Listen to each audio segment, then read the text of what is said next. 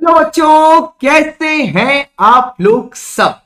हम लोग आ गए हैं आज आपके सामने क्योंकि अनाउंस हो गया है मई 2023 के लिए आरटीपी। यस, सीए की अगर आप वेबसाइट पे जाएंगे ICAI.org और आरटीपी सेक्शन में जाएंगे बोर्ड ऑफ नॉलेज पोर्टल के अंदर, मैं उसका लिंक यहाँ नीचे डिस्क्रिप्शन में डाल दूंगा, तो आपको ये आरटीपी अवेलेबल हो जाएगी। ये आरटीपी जो आज हम लोग यहाँ पर डिस्कस करने आए हैं और इसको सॉल्व करने आए हैं, उस सॉल्व्ड आरटीपी की copy with my notes written की क्या क्या चीज का क्या होगा क्या नहीं होगा, वो मैं आपके साथ शेयर कर दूंगा अपने टैक्स की दुनिया के टेलीग्राम चैनल पर, जो टेलीग्राम चैनल आपका यहां पर है।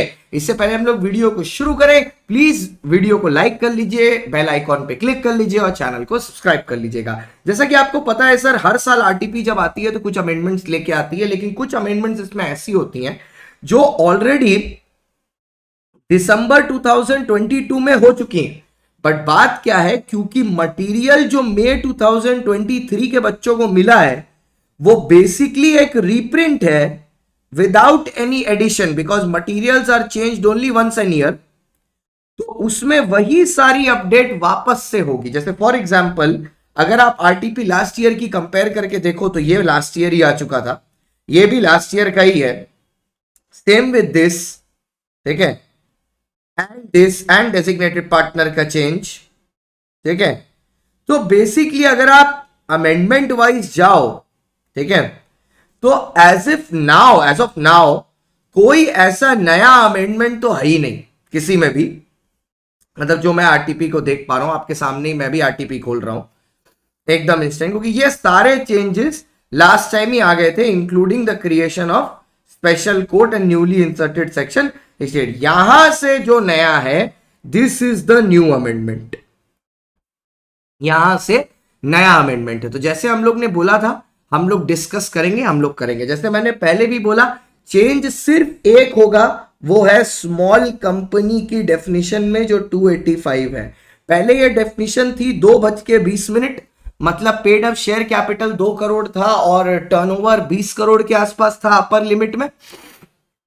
अब इसको 2:20 की जगह 4:40 कर दिया गया है, मतलब अब टर्नओवर हो गया है 40 करोड़ की लिमिट का और पेड अप शेयर कैपिटल हो गया है 4 करोड़ की लिमिट का। तो ये एक छोटा सा अमेंडमेंट है, this is the only amendment, ये सिर्फ ओनली अमेंडमेंट है इन लॉ। मैं let me quote it out very clearly, और कोई और वीडियो आपको देखने की जरूरत नहीं है। Only amendment in November 2023 for the May 2023 exam, only amendment.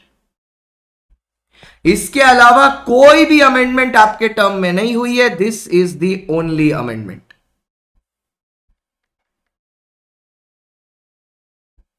This is the only amendment. Okay, तो सर ये आपकी एक चीज हो गई, अमेंडमेंट क्लियर हो गई एक ही बार में। अब चलते हैं आरटीपी में सर, अब चलते हैं आरटीपी में और आरटीपी के क्वेश्चंस की तरफ एक बार नजर डालते हैं, फिर आरटीपी के ऊपर एक कमेंट भी देंगे कि आरटीपी का स्टैंडर्ड किस लेवल का है। आप हमेशा एक चीज याद रखिएगा, आरटीपी का जो स्टैंडर्ड होता है वो नॉर्मल पेपर के स्टैंडर्ड से एक लेवल ऊपर होता है, because it is meant for practice, obvious सी बात है, ठीक है। और आरटीपी और जो एमटीपी होता है that is 1 step below the question paper, और जो क्वेश्चन पेपर होता है वो ठीक इन दोनों के बीच में होता है, ठीक है। आइए सर, देखो sir, state which of the following agreements are a valid contract under the Indian Contract Act. इनमें से कौन सा वैलिड कॉन्ट्रैक्ट है under the Indian Contract Act. इनमें से कुछ चीजें आपको दिखेंगी कि ये तो वही हैं जो पास्ट ईयर पेपर्स में है। जैसे ये वाला जुलाई 2021 का, A who owns 2 cars is selling red car to B. B thinks he is purchasing the black car. ये सर वैलिड बिल्कुल नहीं होगा, क्योंकि उनके बीच में कंसेंसस ईडीएम ही नहीं है, दोनों अलग अलग चीज पर अग्री कर रहे हैं। There is no meeting of the minds, there is no consent. A ने बी को थ्रेटन किया कि शूट कर देगा, यहां तो कोर्शन है, there is no free consent, there is a force. A agrees to sell his house to B against 100 kgs of cocaine. Sir यहां पर अनलॉफुल कंसिडरेशन है, इसलिए ये लीगल नहीं होगा, इलीगल माना जाएगा। A asks B if he wants to buy his bike for 50,000. B agrees to buy ये एक वैलिड कॉन्ट्रैक्ट है and it is enforceable by law. अभी तक सिर्फ यही एक वैलिड है, बाकी सब इनवैलिड है। X agrees to write a book with a publisher, but after few days X dies in an accident. Sir ये हो जाती है supervening impossibility and the contract becomes void, क्योंकि अब पर्सनल स्किल रिक्वायर्ड था, आदमी ही मर गया, तो कॉन्ट्रैक्ट कैसे होगा? Very very easy, easy peasy lemon squeezy. Next question, mister Harish ओज पेमेंट्स ऑफ 3 बिल्स। ठीक है, Mr. Harish owes payment of 3 bills to Mr. Ashish on 31st March 2021, 12,120, which was due in May 2018, 5,650, which was due in August 2020, 9,680, which was due in May 2021. Mr. Harish made the payment on 1st April 2021 as below, without any notice of how to appropriate it. आपको ये चीज याद होनी चाहिए, appropriation of payments बोल के topic है, appropriation of payments बोल के एक टॉपिक है। कहां पर है सर? परफॉर्मेंस वाले यूनिट में है, unit number 4 of Indian Contract act, जिसमें वो साफ साफ बोलता है कि जब सामने वाले ने स्पेसिफाई नहीं किया है, डेटर ने स्पेसिफाई नहीं किया है कि कौन सी डेट के साथ एडजस्ट होगा, तो क्रेडिटर अपने मन अनुसार डेट में एडजस्ट कर सकता है, लेकिन टाइम बाद डेट को एडजस्ट नहीं कर सकता। टाइम बाद डेट को एडजस्ट नहीं कर सकता, टाइम बाद डेट को एडजस्ट नहीं कर सकता। तो बात यह है, 3 बिल की पेमेंट बाकी है। Mr Harish made a payment of 1st April 2020 as below without any notice of how to appropriate them. ठीक है, लेकिन इसमें और एक छोटी सी चीज थी, अगर आपका कोई पेमेंट का अमाउंट किसी दूसरे पेमेंट के अमाउंट से एग्जैक्ट मैच करता है, तो पहले क्रेडिटर को वो सेट ऑफ कर लेना चाहिए। तो अगर आप देखोगे उसने चेक दिया है 9,680 रुपए का, जो एग्जैक्टली मैच करता है मई 2021 की 9,680, तो क्रेडिटर इसको सबसे पहले सेट ऑफ करेगा। उसके बाद जो 15,000 बचता है ना, उसके बाद जो 15,000 बचता है, जो 15,000, अब आप सोचोगे सर ऊपर 12,000 है नीचे 5,000 है, दोनों कर लें, नहीं, सिर्फ लॉफुल डेट के साथ सेट ऑफ कर सकते हैं। तो जो आपका 15,000 रुपए है उसको आप सेट ऑफ कर सकते हो अगेंस्ट 9,680, अगेंस्ट 5,650, बट उसको आप 12,120 के अगेंस्ट सेट ऑफ नहीं कर पाओगे। ठीक है, नहीं कर पाते अगर वो टाइम बाद डेट होता तो। पर क्या यहां पर ऐसे लिखा है that it is a time बाद डेट? नहीं, अनटिल एंड अनलेस मेंशन नहीं है आप कुछ अज्यूम नहीं करेंगे। तो आप पहले क्या करोगे? आप करोगे FIFO, first in first out. तो पहले 15,000 से आप 12,120 कर लोगे, ठीक है, और फिर बाकी का रिमेनिंग यहां से सेट ऑफ कर दोगे जितना है, तो आपका कुछ बैलेंस बच जाएगा, 5,650 से कुछ पैसा आपका बच जाएगा। Easy question, not very difficult. Learning क्या हुई यहां से? जब तक टाइम बाद लिखा ना हो अज्यूम मत करिए। Next question, next question, mister Shyam Mundra was a big businessman having 1 son and 1 married daughter. He decided to gift his house to his daughter, natural love and affection. For this purpose, he called his lawyer at his house and made a written document for such gift. The lawyer advised him to get the transfer document properly registered. When they both were going for the registration of document, they were met with an accident and both died. Later on, the daughter found out that the document and claimed the house on the basis of the document. Explain. Sir, बात यह है, natural love and affection के basis पर आप document मतलब without consideration contract कर तो सकते हो, लेकिन उसमें कुछ चीजें होनी चाहिए। जैसे सर, वो नेचुरल लव एंड अफेक्शन होना चाहिए, पार्टीज क्लोज रिलेशन में होनी चाहिए और डॉक्यूमेंट रजिस्टर्ड होना चाहिए। यहां 2 चीजें तो है, ठीक है, लेकिन एक एलिमेंट मिसिंग है। क्या? रजिस्टर्ड नहीं है। सिंस वो रजिस्टर्ड नहीं है, she can not get the house, she can not gate the house as not registered। और यहां पर आपने कौन से सेक्शन का रेफरेंस यूज किया? आपने यूज किया under section 25। Mister Mukund wants to sell his car. For this purpose, he appoints Mr. Parth, a minor, as an agent. Can a minor be an agent as per the Indian Contract Act? Yes. Mr. Mukund instructs Mr. Parth that the car should not be sold at a price less than 2 lakh rupees. ठीक है. Mr Parth ignores the instruction of Mr Mukund and sells the car. वो उठा के नमन को बेच दिया. ठीक है. Sells the car to Mr. Naman for 1,50,000. Explain the legal position of the contract under the Indian Contract Act. Mr. Mukund can recover the loss of 50,000 from Parth. Nothing possible because any agreement with the minor is void ab initio. So Mr. Mukund will not be able to recover. Mr. Mukund can never recover anything from Mr. Parth. ठीक है. क्योंकि उसके दो reason है. एक, वो तो minor है. ठीक है. एक, वो तो माइनर है, तो उससे तो तुम वो चीज ले ही नहीं सकते. Next, Mr. Mukund can recover his car from Mr. Naman. ठीक है. अब वहां पे बात क्या है, उसने तो सामने वाले के एजेंट से लिया था. नमन ने जो गाड़ी खरीदी वो तो उसने गुड फेथ में एजेंट से लिया था, तो उसका तो उसको मिल गया वैलिड टाइटल. ठीक है. तो क्या वो उसको रिटर्न करना है? बिल्कुल नहीं, बिल्कुल रिटर्न नहीं करना. Easy conceptual. Next, Mukesh is running a grocery store in Delhi. He sells his grocery business, including goodwill worth 1 lakh to Rohit. For a sum of 5 lakh. After the sale of goodwill, Rohit made an agreement with Mukesh. As per this agreement, याद रखना ये partnership नहीं है. As per this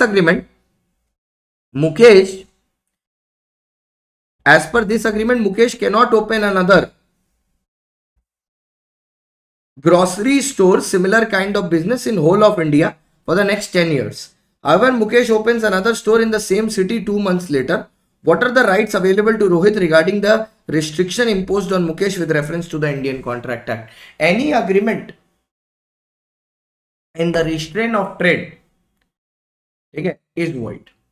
Any agreement in restraint of trade is void. मतलब आप काम करने से किसी को भी रोक नहीं सकते अगर वो आपके बिजनेस को इंपैक्ट नहीं करता, सॉलिसिट नहीं करता और रेगुलर प्लेस ऑफ बिजनेस से दूर जाके धंधा करता है. ठीक है. अब बात यह है, यहां पे तुम बोलोगे उन्होंने तो आपस में कॉन्ट्रैक्ट किया. बात तो एकदम सही है, बट कॉन्ट्रैक्ट में भी ये जो रिस्ट्रिक्शन है ये बहुत ही अनरीजनेबल है.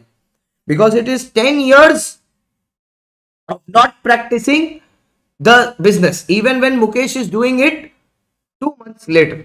So since it is unreasonable, ये वाला अनरीजनेबिलिटी के ग्राउंड्स पर वॉइड हो जाएगा और ये अग्रीमेंट एनफोर्सिएबल नहीं है.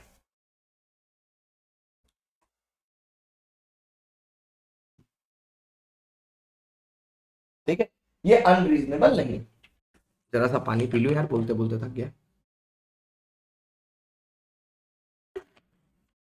अनरीजनेबल है मतलब, तो डिसीजन क्या हो गया? It is void as the document, it is void as the agreement of 10 years is unreasonable.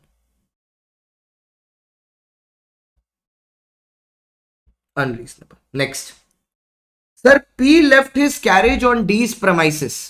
Landlord of D seized the carriage against the rent due from D. P paid the rent and got his carriage released. Can P recover the amount from D? P ने क्या किया? अपना carriage on D's premises छोड़ दिया. Landlord of D ने carriage उठा के seize कर लिया कि उसने बोला भैया क्योंकि D रेंट नहीं पे कर रहा. अब P ने क्या किया? D के लिए रेंट पेमेंट कर दिया. ठीक है. पी के लिए रीपेमेंट कर दिया. Can P recover the amount from D? Yes, he can. क्योंकि भैया mister P did it on behalf of mister D. उसने कोई अपने लिए नहीं किया है, उसने डी के बिहाफ पे किया है. तो हां सर, वो बिल्कुल रिकवर करेगा. And this is as per section 69 of the Indian Contract Act. ठीक है. नेक्स्ट सर, देखो, Ayukt purchased 100 kgs of wheat from Bhaskar at 30 per kg. Bhaskar says that the wheat is in his warehouse in the custody of Kishore. Kishore हो गया constructive delivery का agent, the warehouse keeper. Kishore confirmed Ayukt that he can take the delivery of wheat from him. Until then he is holding wheat on his behalf. तो ये हो गया बेली, किशोर हो गया बेली. Before Ayukt picks the goods from the warehouse, the whole of the wheat in the warehouse has flowed in flood. Now Ayukt wants the price on the contention that no delivery has been made by the seller, where Ayukt is right in the views as per the Sale of Goods Act. नहीं sir, बिल्कुल right नहीं है, क्योंकि यहां पर delivery हुई है. यहां पर कौन सी डिलीवरी हुई है? यहां पर कंस्ट्रक्टिव डिलीवरी हुई है. यहां पर कंस्ट्रक्टिव डिलीवरी हुई है, और क्योंकि यहां पर कंस्ट्रक्टिव डिलीवरी हुई है, जिसके हाथ में गुड्स हैं, who is the person who is responsible to section 26 के against Ayukt will be the person who is responsible. और क्योंकि ये फ्लड हुआ है ना, फ्लड एक ऐसी चीज है जिससे कॉमन बेली भी आपके सामान को बचा नहीं सकता. तो ये बेली के राइट्स के विद इन उसने काम किया, उसने कोशिश की है, बट हुआ नहीं. So yes, Ayukt is not right and he cannot claim back the price. Next, Priyansh orders an iron window to an iron merchant for his new house. Iron merchant sent his technicians to take size of the windows. The technician comes at site and takes the size of the area where the window is to be fitted. Afterwards, the iron merchant, on discussion with his technician, intimates Priyansh that the cost of the window will be 5,000 and he will take 1,000 as advance. ठीक है, चलो कोई बात नहीं. Priyansh gives 1,000 as advance and the rest after fitting of the window. After 3 days, when the technician tries to fit the window made by him at the site of Priyansh, it was noticed that the size of the window was not proper. Priyansh requests the iron merchant either to remove the defect or to return his advance. Iron merchant replies that the window was specifically made for his site and the defect cannot be removed, nor it can be of other use. पर गलती तो तेरी है. So he will not refund the advance money. Rather, Priyansh should give him the balance 4,000. मतलब एक तो चोरी, ठीक है, एक तो चोरी, ऊपर से सीना जोरी. बोल क्या रहा है, मैं 1,000 रुपए तो वापस दूंगा नहीं, और भाई जो बचे हुए 4,000 है वो भी तुम मेरे को दो, क्योंकि बात ये है अब जो मैंने खिड़की तुम्हारे लिए बना दी वो कहीं और लगेगी नहीं. मतलब एक आदमी निर्लज्ज होता है और एक आदमी प्रियांश है. निर्लज्जता की सारी सीढ़ी तोड़ दिया है इस आदमी ने, ठीक है, निर्लज्जता की सारी सीढ़ी लांग दी है इसने. आइए सर, तो सर पॉइंट नंबर 8 क्या बोलता है आपको? चलो पॉइंट नंबर 8 के बारे में बात करते हैं. अब सर आपको क्या लगता है यहां पर? State the reason under the provision of whether Priyansh can take back his advance, yes और नो. ठीक है, देखो sir, condition as to sample है, condition as to sample and description, ठीक है, प्लस सबसे इंपॉर्टेंट, ना सैंपल ना description, it is condition as to merchantability. अगर आप लॉजिकली देखो तो ये जो खिड़की है वो क्या सेल्फ यूज के लिए फिट है? वो तो सेल्फ यूज के लिए फिट ही नहीं है, और क्योंकि वो सेल्फ यूज के लिए फिट ही नहीं है तो कंडीशन एज टू मर्चेंटेबिलिटी ब्रेक हो गया. ठीक है, सो भैया प्रियांश कॉन्ट्रैक्ट को अवॉइड करेगा और पूरा का पूरा 1,000 जो एडवांस है ना उसको रिकवर करेगा, क्योंकि जो कॉन्ट्रैक्ट है वो मर्चेंटेबल अब रह ही नहीं गया. एक्चुअली बात क्या है ना, मैंने ये चीज नोटिस किया, बच्चे सबसे पहले सैंपल और डिस्क्रिप्शन सोचते हैं, मर्चेंटेबल वाली बात इनके दिमाग में एकदम लास्ट में आती है, या कभी कभार तो आती ही नहीं है. तो अब ना उल्टा सोचना शुरू करो, पहले मर्चेंटेबल सोचो फिर बाद में बाकी चीजें सोचो. Ayushman is the owner of the residential property situated at Indrapasht Marg, New Delhi. He wants to sell his property, and for this purpose he appoints Ravi, a mercantile agent, with a condition that Ravi will not sell the house at a price not less than 5 crore. ठीक है, Ravi sells the house for 4 crores to Mudit, who buys them in good faith. Ravi misappropriated the money received from Mudit. Ayushman files a case against Mudit to recover his property. Decide can Ayushman do so? देखो property तो नहीं मिलेगा, क्योंकि transfer of title by non owners के तहत section 27 के proviso में अगर आपके मर्केंटाइल एजेंट ने कोई चीज बेचा है और उसके पास उस सामान का पोजेशन था, राइट टू सेल था, और वो ऑर्डिनरी कोर्स ऑफ बिजनेस में वो काम करता था, सेक्शन 27 का फर्स्ट एक्सेप्शन है ये, सेल बाय अ मर्केंटाइल एजेंट, तो सामने वाले को वैलिड टाइटल मिलता है. तो आयुष्मान घर तो रिकवर नहीं कर सकता, ठीक है, लेकिन सर लॉस जरूर रिकवर कर सकता है। Section 27, section 27 exception number 1, exception number 1.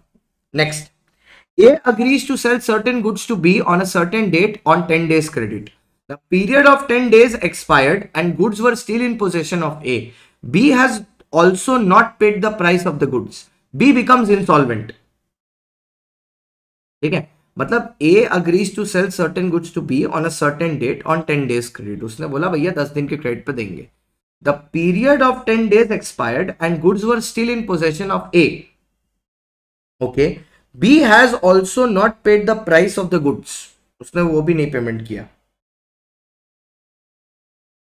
ठीक है,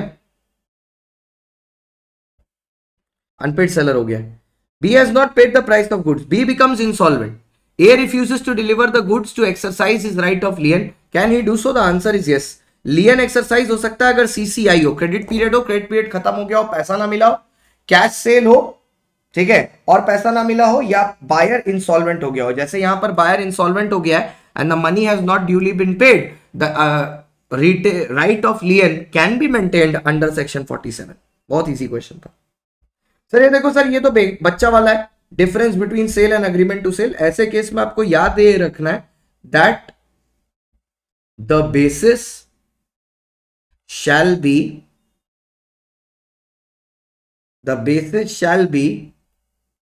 same as institute material. तो जो बेसिस इंस्टीट्यूट मटेरियल में दिया है वैसा ही बेसिस आपका होना चाहिए, ठीक है. नेक्स्ट 11 क्वेश्चंस हो गए सर अपने. 12वें पे आते हैं.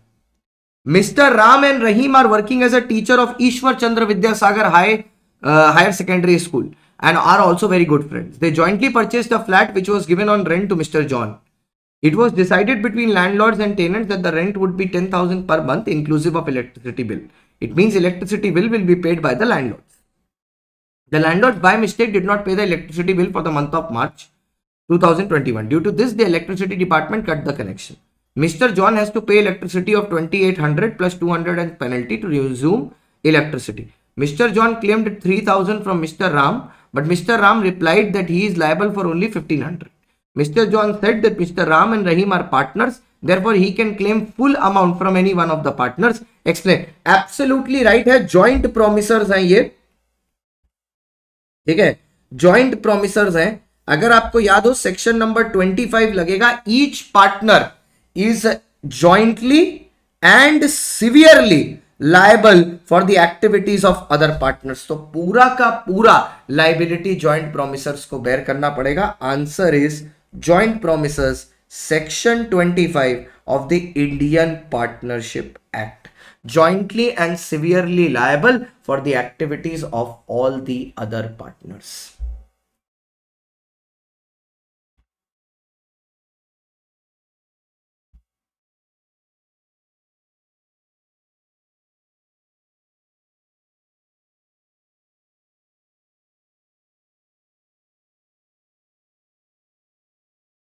ठीक है, अब ये करके बच्चा आगे बढ़ा और वो घर आ रहा वापस कि वाह भैया हमने तो बहुत अच्छा आंसर लिख दिया, लेकिन उसके साथ हो गई है खिलवाड़.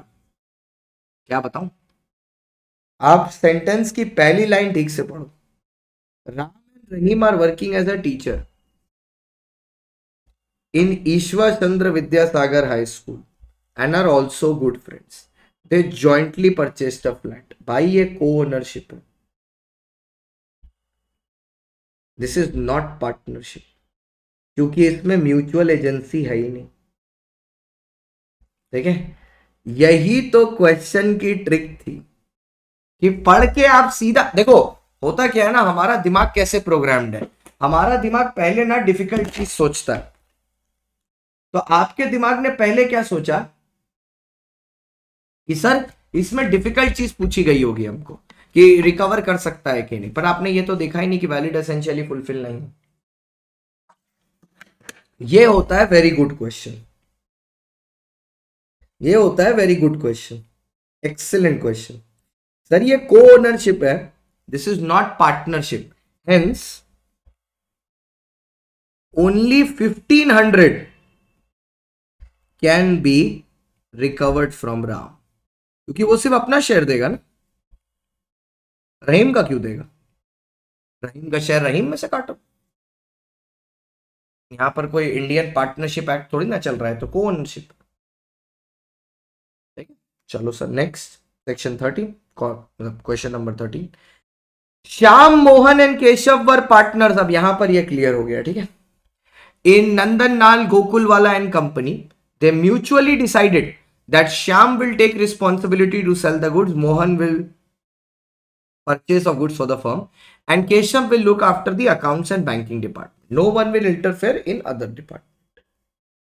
Once when Shyam and Keshav were out of town, Mohan got information that the price of their goods is going down sharply due to some government policy, which will result in heavy loss to the firm if the goods are not sold immediately. He tried to contact Shyam, who was authority to sell.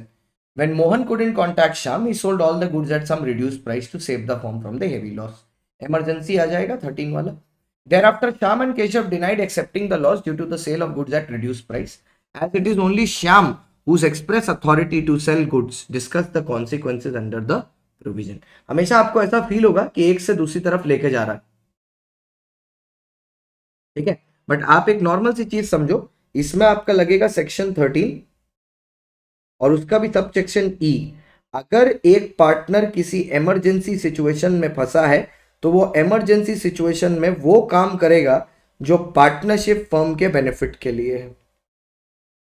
तो इसने जो भी किया वो firm के benefit के लिए किया, हेंस इट इज रिकवरेबल। खाली अभी यही ऐसा होता ना कि उसने सेल बढ़ाने के लिए भेज दिया होता, उसने सेल बढ़ाने के लिए भेज दिया होता विदाउट फर्म का इन्वॉल्वमेंट, विदाउट फर्म का इन्वॉल्वमेंट, खाली सेल बढ़ाने के लिए बेच दिया होता तो ये वाला वॉइड हो जाता, तब मतलब तब इसका हक नहीं होता और तब यहां पर कुछ भी रिकवरेबल नहीं होता। बट ये रिकवरेबल सिर्फ है किस वजह से? क्योंकि इसमें ये है,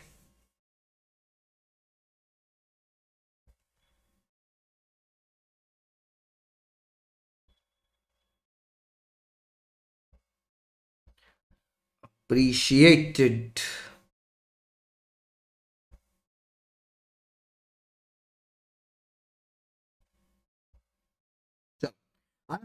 उसके बाद आते हैं सर सेक्शन 14, मतलब question number 14। X and Y were partners in a firm, the firm was dissolved on 12th June 2022 but no public notice was given. Okay, Mr X purchased some goods in the firm's name from Z, Z was ignorant of the fact of dissolution of the firm, X became insolvent and Z filed a suit against Y for the recovery of this amount, मतलब जो दूसरा partner था। State with reasons whether Y would be liable under the provisions of the Companies Act, sorry, Partnership Act.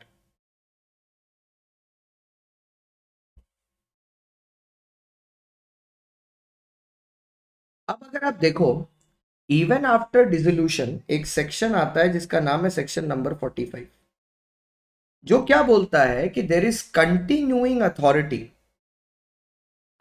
Authority of the partners even after dissolution, दो चीजों के लिए, एक to complete the incomplete transaction और दूसरा sell assets and pay liability. इसी section में और एक बात भी लिखता है, कि अगर कोई पार्टनर इस सेंस में इंसॉल्वेंट हो गया है, या कोई पार्टनर डिसीज्ड हो गया है, या कोई पार्टनर रिटायर हो गया है by giving a public notice before this dissolution, ठीक है, तो वो लायबल नहीं होगा। तो इस केस में all recovery will be made from Y, सारा का सारा रिकवरी भैया वाई से ही होगा और किसी से ये रिकवरी नहीं हो सकता। नेक्स्ट आता है question, State the modes by which a partner may transfer his interest in the firm in favor of another under the Indian Partnership Act. What are the rights of the transferee? भाई consent of all partners से कर सकते हैं. rights क्या होंगे transferee के? Profit and losses share कर सकता है, ना बुक्स में पार्टिसिपेट कर सकता है, ना बिजनेस में पार्टिसिपेट कर सकता है, ना बिजनेस में इंटरफेयर भी नहीं कर सकता. लेकिन ऑन डिसोल्यूशन या retirement from the firm he has the right to check the books of accounts to determine his state in the company. ठीक है, ओके. नेक्स्ट, स्मॉल कंपनी का डेफिनेशन एक तो नया निकल के आया था 2TA of the LLP act last time around, जिसमें सिंपल बोलता है स्मॉल कंपनी मतलब एक ऐसी कंपनी जिसका जो कंट्रीब्यूशन है, जो कैपिटल है, वो 25 लाख रुपए को एक्सीड नहीं करता, जो ऑल पार्टनर्स मिला के लेके आ रहे हैं, जो 5 करोड़ तक जा सकता है अगर लिमिट फ्यूचर में बढ़ी तो, और उसका टर्नओवर 40 लाख को मतलब एक्सीड नहीं करता है, जो जा सकता है 50 करोड़ तक. तो 50-50, 5-50 है और 25-40 है. ठीक है. Next, in flower fans private limited, there are only 5 members. All of them go in a boat on a pleasure trip into an open sea. The boat capsizes, मतलब डूब गया, and all of them drowned. Explain with reference to the provision. Is Flower Fan Private Limited no longer in existence? पागल हो क्या यार, company में perpetual succession होता है, मेंबर में come and go, but the company will go on forever. There is no end to the company. It's a legal entity. It has been formed on a paper with a separate registration. It will continue and can only be put to rest by law only. Further, it is correct to say that the company, being an artificial person, cannot own the property and cannot sue or be sued. Further, is it correct? Absolutely right. A company is an artificial person created by law. The answer actually no hai. No, and it can sue in its own name and it can also be sued in its own name. तो ये statement incorrect है और इसका सही answer ये है कि वो अपने ही नाम पर केस कर भी सकती है, अपने ही नाम पर केस खा भी सकती है. ठीक है. Next, ABC Limited was into the sale and purchase of iron rods. This was the main object of the company mentioned in the memorandum of association. ठीक है. The company entered into a contract with John for some finance related work. Later on, the company repudiated the contract as being ultra vires. ये ultra vires है, beyond the scope है, so it is void ab initio. No, the outsider will get no rights against the company. Neither the company will get any rights against the outsider. लेकिन बाहर वाला injunction file कर सकता है. Explain the doctrine, तो doctrine बनाता है ultra various का मतलब है लेट ये क्या बोलते हैं, beyond your power, beyond your powers. ठीक है.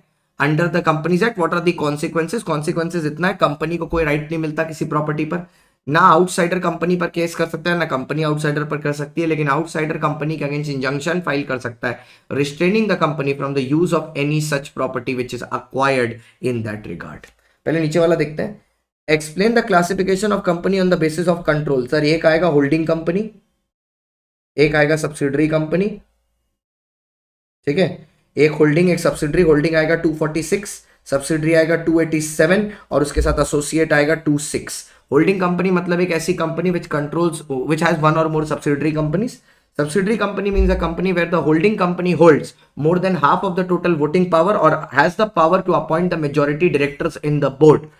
Or associate company means a company where the other company has a significant influence in the affairs of the company. It includes a joint venture but excludes a subsidiary company. और significant influence का मतलब है 20% holding in such other company. Last question of the RTP.